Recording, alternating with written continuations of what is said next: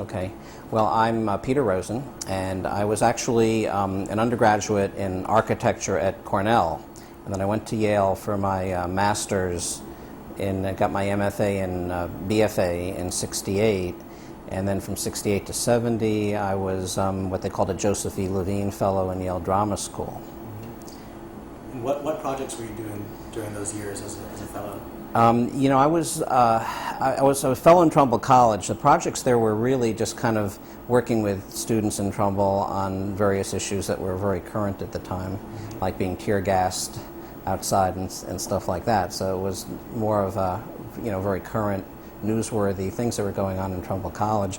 But when I first came to Yale as a graphic design major, having already gotten my architecture degree, we worked on the basic curriculum projects, that we had in that program there, which were, typography and studying under Alvin Eisenman and people like Paul Rand and Norman Ives. And, that department is the best known in the world for graphics and photography. And for photography, I had Walker Evans as a teacher in his last couple of years, which sort of defined what I ended up doing, because I was a pretty serious amateur photographer before going to Yale.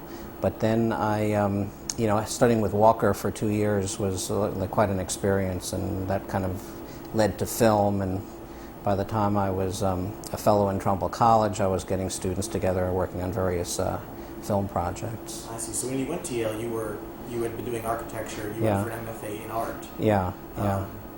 With all these different things, graphic design and photography, all kind of wrapped in one. Yeah, and film. I mean, we didn't really have a film department at Yale, but there were about 10 of us on campus who had some idea that this would be an interesting field to go into. And it's amazing that now on campuses like, Yale and NYU and UCLA and all these places, film and video is a very popular endeavor. And in those years, it was, like in the late 60s, early 70s, they couldn't get enough people to sign up for film courses, for the production kind of course. But there were about 5 or 10 of us. We took over Alden Parlor, which was a dress shop on Chapel Street, and converted that into the Yale Film Department under Michael Romer, who I think is still up there. But, you should interview Michael, actually, if you haven't. But he's really articulate, interesting, and very much involved in the subject matter that, you're talking about. But he and his partner, Bob Young, who were partners at the time and have split up since, ran the film school and taught there. Can you remember when it first occurred to you to use film as a medium, or something that you were going to get away from architecture, graphic design, you wanted to start telling stories? It really did have a lot to do with Walker Evans and a really serious kind of baptism into photography, where we would, spend a whole semester on one negative and making different prints of it every night in the dark room. And that, I think, photography in a visual sense leads to film. I had done like a lot of sort of short student film projects up at Yale. We did one called I'm a Man, which was about this guy named John Barber, who was really one of the first black militants to ever appear on the scene in America. And he was on the New Haven Green and was arrested for wearing African robes and having various accoutrements like a spear and things like that, and the police arrested him. And when I had known him, I don't remember how, but when I heard about this, we recreated that whole story, and that was like the first really short film I ever made when I was still in the graphics program there. And it just sort of turned me on to do more work in film. So during this time, how linked were the politics happening and the filmmaking? I mean, was it because of all this energy on campus and in New Haven that kind of led you to think that these are stories that we have to document? Yeah, no, it's a good question. I think there was no way to not do that. There was so much of a political fervor and relevance of what was going on in terms of, in the late 60s, in terms of the war in Vietnam and what students had on their minds, that it just overrode everything. So almost all projects in some way, unless somebody was working on some remote scientific project up in Sheffield or one of the labs or something, almost everything that students were painting, photographing, writing about, was sort of connected in that sense. So, I guess I just was very interested in some of the issues that were going on in the Hill section of New Haven, made some documentaries about that. The black community was always reaching out to find some kind of connection to Yale, and we had cameras and tape recorders and all that, and they had a story to tell, and there were quite a few filmmakers who were working in the sort of civil rights area and making social documentaries. When did those questions, and this is kind of independent from filmmaking, I suppose, when did questions of the black community in New Haven or civil rights at large become something that you were thinking about or caring about? It's hard to tell. There's no specific, wake-up call or eureka where you wake up one morning and you realize that's what you want to do. It just was so omnipresent in terms of what was on your mind every day. And then by the early spring of 1970, say even as early as February or March of 1970, everybody on the Yale campus had some feelings that because of different groups that were centered there and the Black Panthers going on trial there and all of that, everybody was looking towards May as some period in the history of this whole student movement where everybody was due to come to Yale. It was like Woodstock. People were talking about a year ahead of time, well, are you going to go to Woodstock or not? So for several months before May Day in New Haven in 1970, people knew that something big was going to happen. They didn't know what it was or how many people would show up, or whether it was going to be some tragic event like Kent State or something else. So I think by January, February of 1970, I began to get this idea to start filming all that without any real reason to at that point. But it goes back to being this fellow in Yale Drama School. That was supported by the fellowship every year in Yale Drama School for filmmaking. Was supported by Joseph E. Levine, who was a big movie mogul at the time. He was sort of like a Louis B. Mayer, but set in New York rather than in Hollywood. But he was one that, he made The Graduate, Carnal Knowledge, A Bridge Too Far. And so he was sponsoring at $100,000 a year the Yale Drama School filmmaking program. And not too many of us were taking advantage of that money because, as I said, there weren't that many students really interested in filmmaking. So I had made a short film that he liked, and so I went to him and I got him to back just the idea of getting a lot of camera crews and covering whatever it may be that was going to go on the Yale campus. So this was as you had come up with the idea and maybe had been doing filming in those earlier months of that spring, you eventually went to him with the idea. The guy was already supporting this particular fellowship. Yeah. And Joe Levine had given money to a lot of causes at the time. He was supporting a lot of the dramas at the Yale Rep. He supported one of the plays that the Yale Rep did with the Living Theater, which was Julian Beck and Juliet Messina, I think.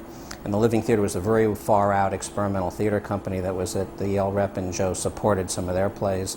Until they did one play with a lot of naked people on the stage, and he was there, and he was so, upset about that he cut off the funding at that point. Maybe you can tell us more specifically about the creation of that film and the filming, and what you remember, what sticks out in your mind about the events that you witnessed, either behind the camera or other eyes going through the footage. What about the experience do you particularly remember? You're talking now about 31 years ago, so it's, I should have looked at that film again, but, I had a feeling that, I wanted to make documentaries that were non-narrative, that didn't have a narrator telling you what to do, where just the kind of action would unfold in its own way, and if people are in an event situation or a tense situation or something that makes them rise above the ordinary in their lives, that's when you get, real drama to film, which is lines that people say that no Hollywood screenwriter would ever be able to come up with, actions, things people do that would never happen even in the best feature film. So I was always interested in how these real life, situations make good drama.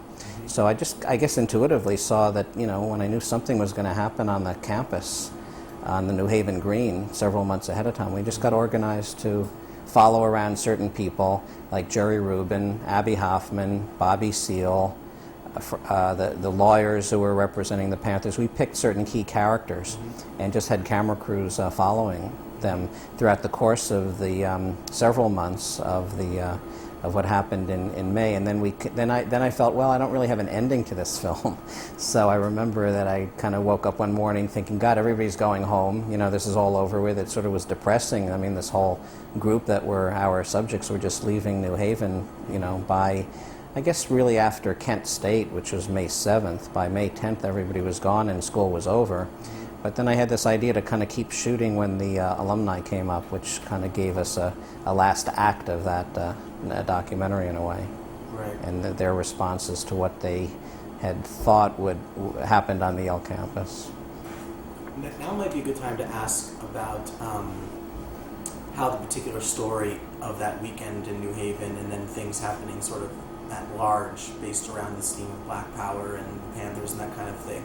Did you feel any kind of link between that struggle and Judaism or being Jewish? Any kind of link between, I guess, even blacks and Jews as peoples in one way or another? No, I think in those years, I think there was a very strong link. I mean, I think all of us who were brought up, I grew up, was born in New York City, grew up in New York City. You know, in a place like Manhattan, you rub elbows with every possible ethnic group, and rich and poor, and it's not like most cities in America where there's, really a division of different people in different class structure. Because in New York we have subways, we have buses, we have crowded sidewalks, so everybody, some homeless guy's going to be standing there when a very rich businessman gets out of a limousine, and sometimes they'll say hello to each other, you never know. But so growing up in New York kind of gave me a sense of, I guess, some sort of compassion for what the whole civil rights movement meant, and, as witnessed by so many young whites at the time who were down south as part of the civil rights movement and that struggle.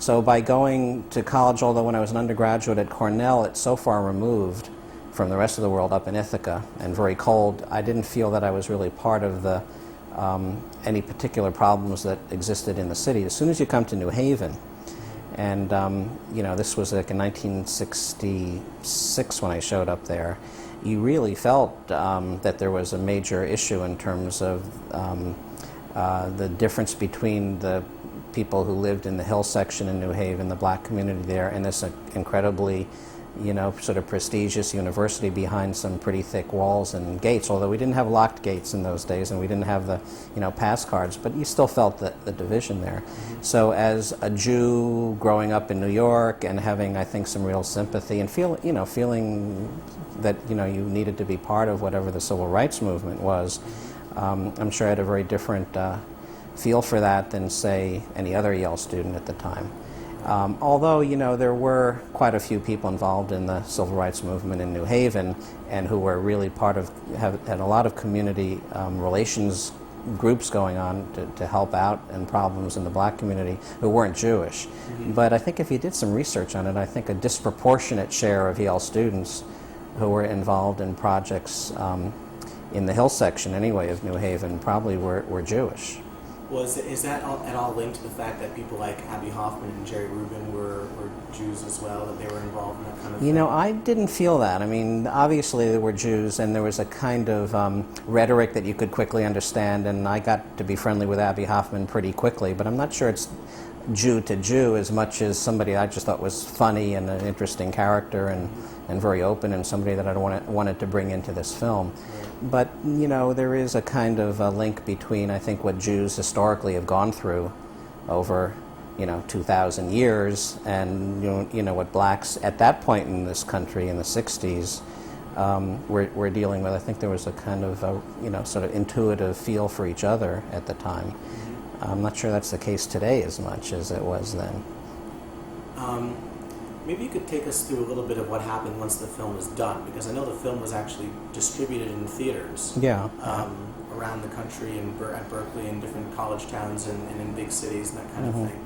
And I'm wondering what was sort of, I know again it might be hard necessarily to remember the details, but what was going through your head? I mean, here was a film, this guy, Mr. Levine, had decided to really back, and with his help, all of a sudden it was being distributed.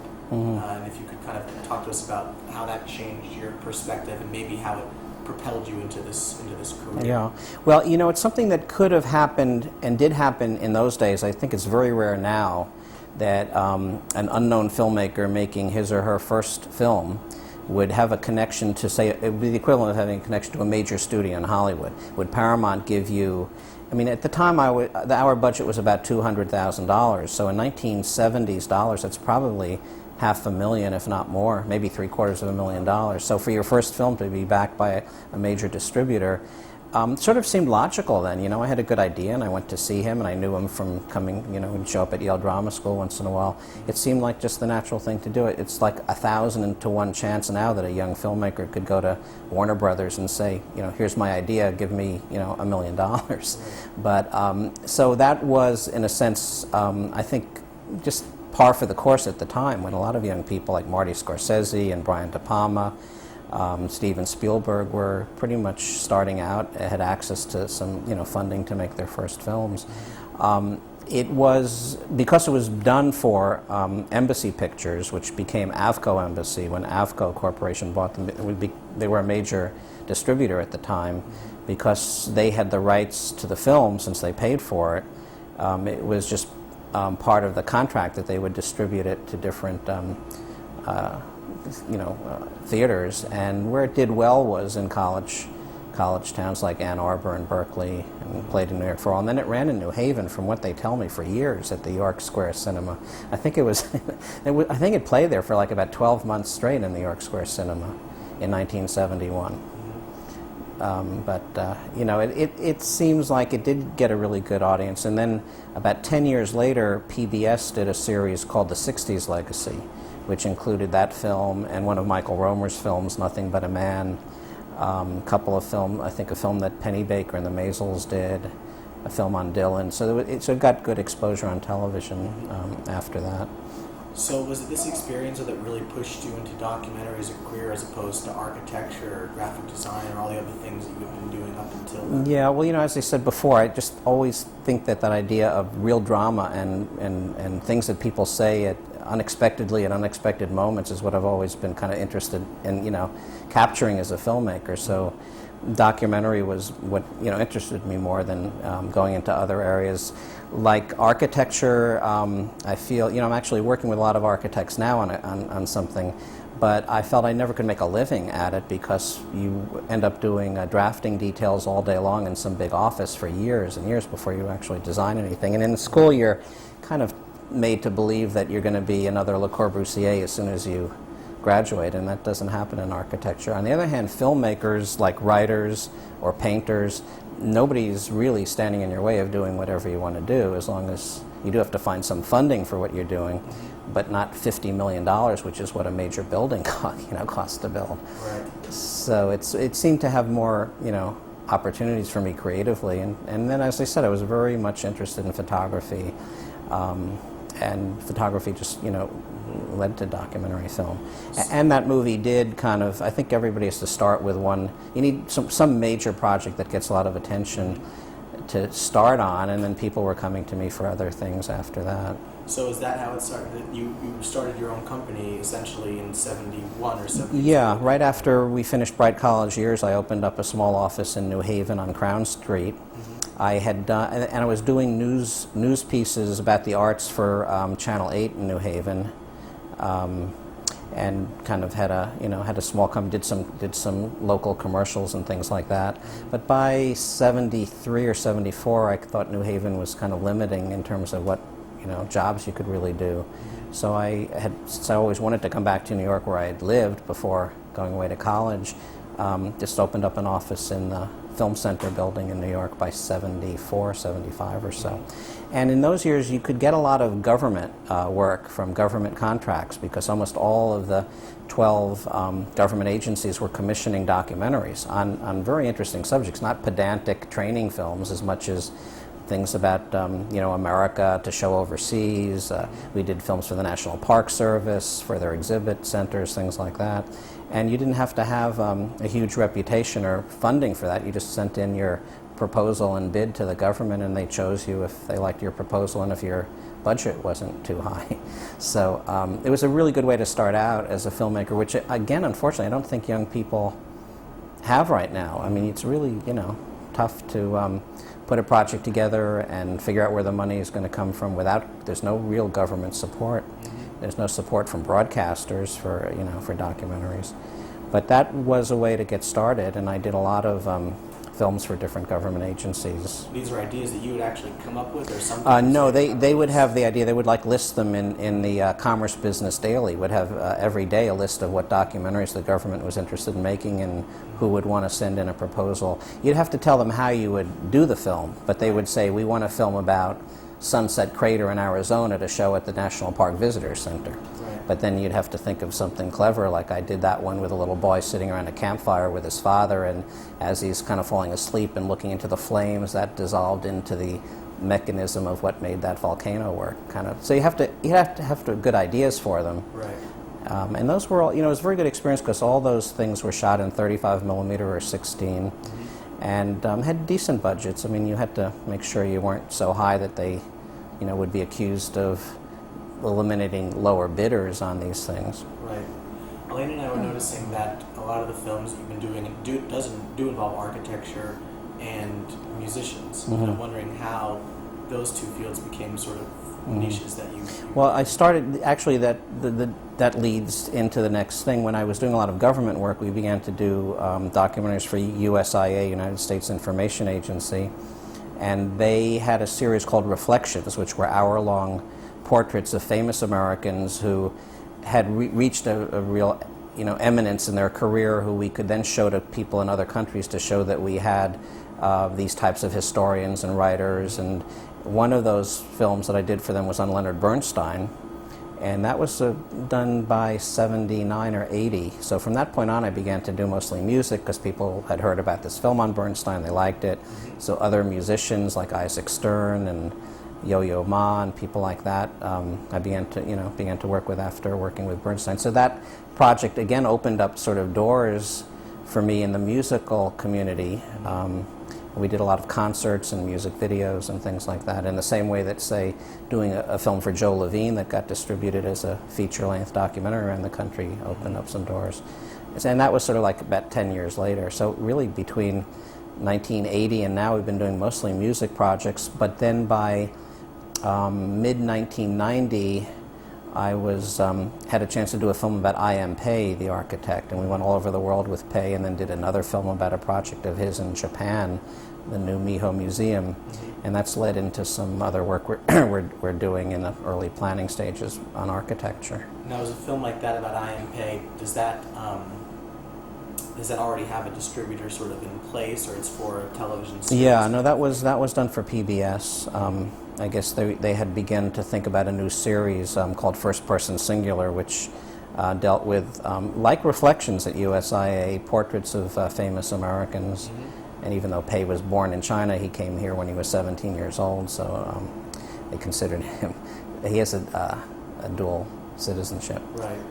So is that something, though, that you sort of linked back to your own past in architecture? Yeah, no, it was a really interesting opportunity for me. I enjoyed that project, and to this day really enjoy that relationship with him tremendously, because it let me, really have a chance to go into an area that I was always vitally interested in.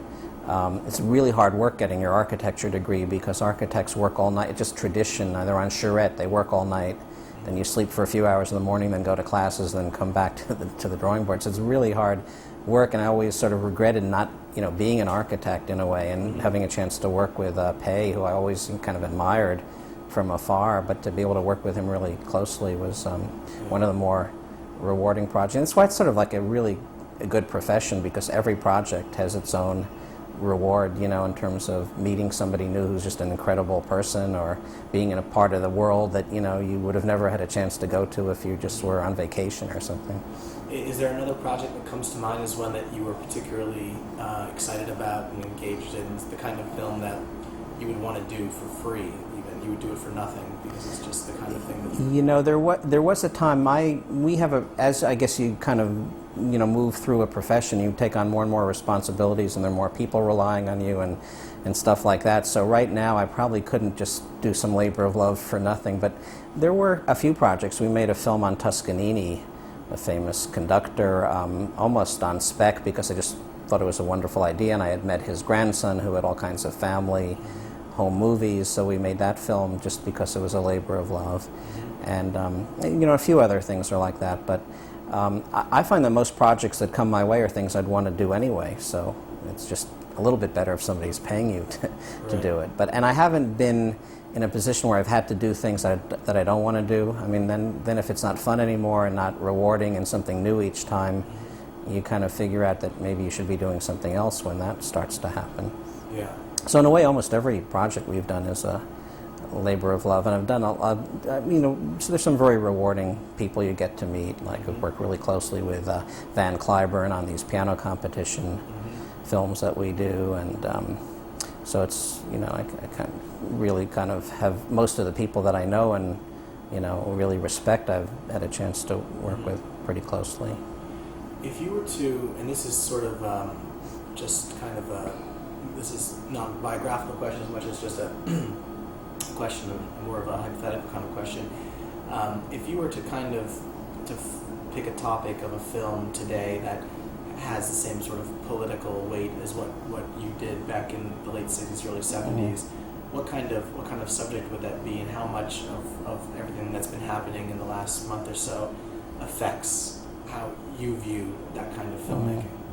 I think it's such a different environment now that I'm not sure one would take successfully, or could take successfully, a really direct political route or social route to make your statement, as much as something that's much more indirect and maybe more subtle. And I always felt that through the right music projects, and we're working on a couple of things now that are like this, where you can make a statement about, in light of even recent events like, the attack of September 11th, where things like music and what the message in classical music is, for example, and how it represents our whole Western culture and civilization, get to take on a whole new connotation. We've just shot it at Christmas last year in Krakow, and it should be coming out this spring on PBS, a concert of a Beethoven Ninth. And now there have been hundreds of concerts of Beethoven Ninth Symphony, the Ode to Joy, but this one, because it was shot in Krakow, which is a 1,300-year-old city where Jews and Christians have always lived together and have gone through the worst of times as well as the best of times, and because of the Holocaust and other events in Krakow especially, that concert somehow took on, as we were editing it, even just now and putting the final touches on it, a whole other significance. And we rewrote the introduction by the conductor to be more about tolerance, and made it very relevant, I hope, to world affairs now. And it is a concert, but the music is, in a sense, the message, as opposed to any sort of didactic or dogmatic, approach on the part of the filmmaker. So maybe I'm just, through music, a little more sophisticated about the message, but I still think that every project has to have some kind of message like that. The days are also over on PBS and A&E when you could go and shoot a concert from the first note to the last note and everybody claps and that's the show. These shows now have to have some sort of context, some special event, like the concert in the garden as a rock concert for the fund for the firemen and police and all of that. So it really does need to be part of an overall plan that you kind of have in the back of your head about how you feel about life. I mean, do you sometimes include other elements about Krakow's history, that kind of thing, with the concerts? Yeah, no, very definitely. We shot some very moving material in the Jewish cemetery, and Krakow has several synagogues that remain. The Nazis desecrated most of them, but there's some that have been rebuilt in Krakow, and there's some original gravestones there. And when I got there, it was sort of gray and ugly in December, but when I woke up the next morning, there was this heavy snowfall had taken place overnight. So everything had a very mystical and spiritual, kind of quality to it. So all of those shots of the temples in Krakow and the churches and the Jewish synagogue and the relationship between Judaism and Christianity in that one city, which has a 1,000-year history of this, got to be part of the visuals that went with the concert and the way we introduced the concert. Now, is that something that, in terms of it's resonating with your own Jewish identity, what's the link there? Is it something that you're particularly interested in because of, does it help you to sort of explore your own Jewish identity more? Does it kind of reinforce your own ideas or your own identity or self-identification as a Jew? I think it's more of it's not so much an exploration, but it's more of a lending of a credibility to what you may have thought unconsciously, and then you see certain things happen on projects like this where you think, oh my God, that's what really that was all about, because I believe there's a really kind of a spiritual reason for things like that snowfall. I mean, we wouldn't have had a good show if that hadn't happened. And here I was doing a project that had some real kind of ecumenical value to really a world audience. This was supported by the Vatican. We'll be showing up on PBS in April as an Easter special, and you sort of feel that, you know, you have this sort of responsibility to do something like that, but then because you're working on something that's, you know, quote, very good, as opposed to, say, you know, a violent film being produced in Hollywood just to make money, things happen that make it turn out good, that are maybe beyond your control. So that makes me always think there is a kind of very strong other force out there somewhere, you know, that sort of guides the result of your work in some way. Now, to switch gears a little bit, but relating to photography, so do you do a lot of your own cinematography? Is that something that you're very sort of is a big part of why you're still interested in doing it, and what is so exciting about being able to capture a snowfall in Krakow, that kind of thing? You know, when I started out, again, doing from a lot of still photography to film, I did my own cinematography, and you learn how to use cameras, and they're mechanical, not electronic, and I could always take apart the Arrowflex if something went wrong and put it back together again, and did maybe 15 years of work pretty much just on film. But by the mid-'80s, when video began to really take over and be just as effective as a medium as film in many ways, I'm not like that electronics-oriented, you know, so I didn't want to be the one who would have to get inside the camera and tweak the colors and do all that stuff. So I then began to work with other camera people who, you know, were a little more familiar with the electronics of video production. So I stopped shooting video, except for, like, you know, amateur things with a little camera that I have, and have relied more on other people's eyes for that. But, you know, I'm sort of also the kind of person who needs to set up the shot and have in my head pretty much a storyboard of what we want to shoot and how to do it. I just, on the technical level, don't carry the camera around anymore. Right. You know. I'm trying to think. Do you have any other questions that we should ask? I guess one that, about going back to the Black Panthers a little bit, maybe you could describe what, and I mean that you have the film is sort of a document of your view of it, but maybe more verbally describe what your take on them was then and if that's changed since. Yeah, no, there's some interesting stories about doing that project in New Haven in 1970, which again have to do with coming in there with a pretty good budget. And I was teaching a Marts Committee course in Trumbull College for filmmaking. So I had about 7 or 8 people who were already shooting 16mm film.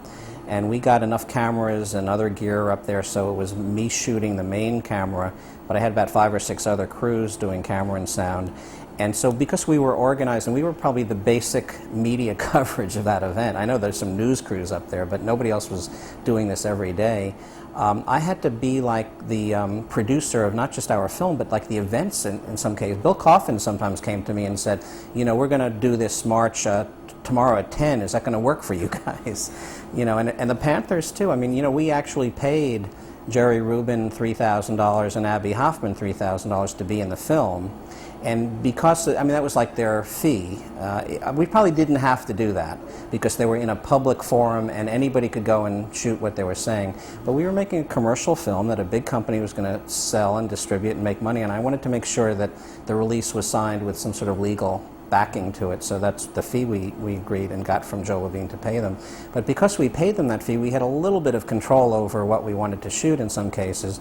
And I know a couple times with Abby we not staged certain scenes, but they were done because we were there and we were ready. And if the camera wasn't loaded on time, they wouldn't start the speech then. Even the New Haven Green speech with Jerry Rubin was kind of cued by when the cameras were ready. So, you know, some of that we felt we had some control over. I think it's interesting that when you're making a film like that and you're omnipresent in the situation, it really does change the way people are.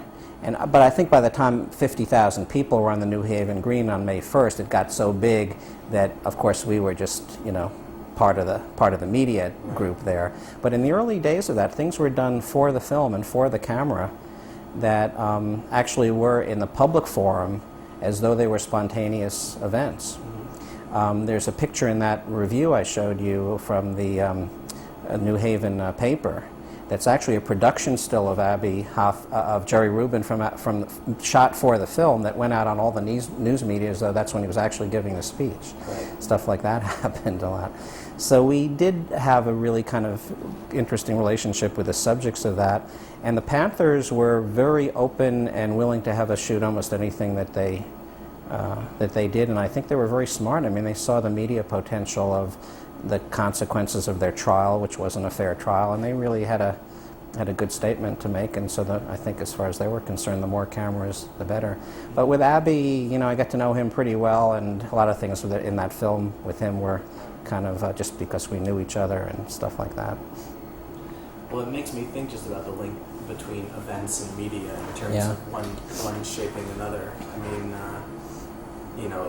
obviously, I mean, how linked are these kinds of public events to the media is the first thing, and then also, how much do you think the camera does affect people's behavior? I mean, we heard Frederick Weissman speak, and he was telling people that he thought that the camera made absolutely no difference at all. That was his statement, that the camera did not affect behavior in the slightest. I think that's a really tough thing to sell to a lot of people.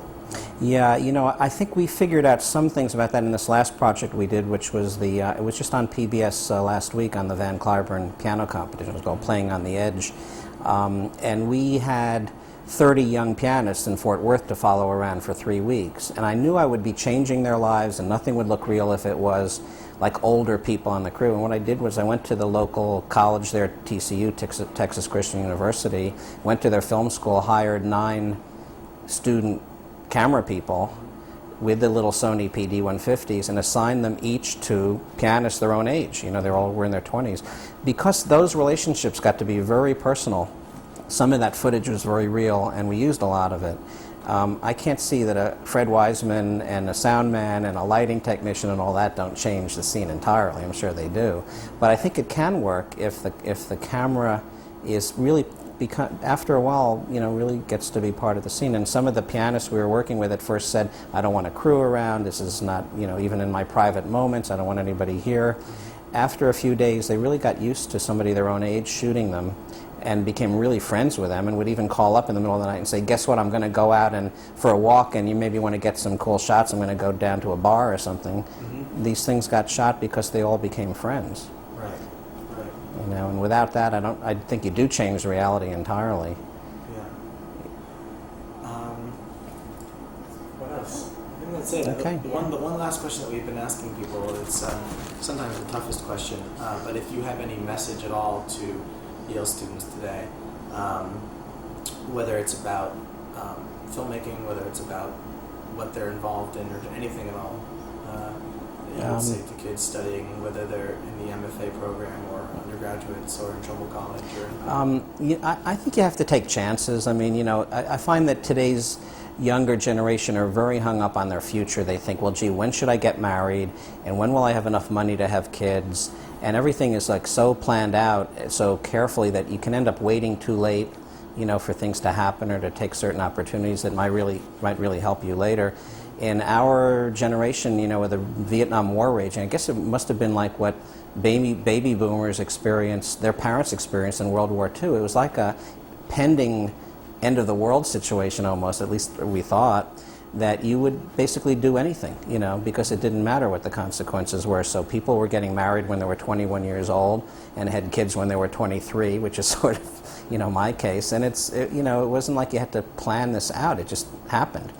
And I think people had, more doors open to them, so especially people in creative fields, because there was a sense of taking chances. And today's kids up at Yale are pretty conservative about how they're going to plan their life out. And I see some of them wait till they're 30 before anything really major happens or they make any real life-changing decisions. And by then, there are people who are pretty bright and 23 years old who are already getting ahead of you. So it's, I think what was really good about those years was people made decisions about careers and family and kids and all of that pretty much by the time they were 25.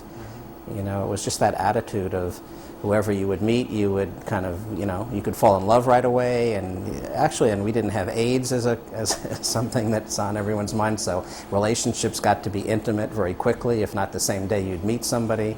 And it was a very different kind of, you know, lifestyle where people weren't so concerned about the consequences of their actions. And in a way, that's not a bad, you know, theory on life. Great. Excellent. Okay.